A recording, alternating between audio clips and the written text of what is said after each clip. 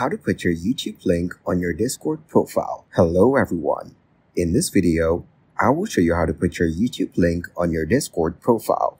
First, launch the Discord application on your PC or laptop. Next, click the gear icon at the bottom to reach settings. On the left side, click the Connections tab to see various accounts to connect. Now, find the YouTube icon to add your YouTube account. Once you find it, click on it and you will be directed to the website. Then, add your password to sign in and select your Google account. After that, give access by hitting the Continue button.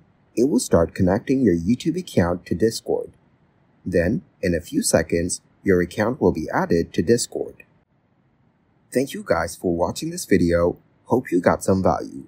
Make sure to like the video and subscribe to the channel to get notified of new videos. See you in the next one.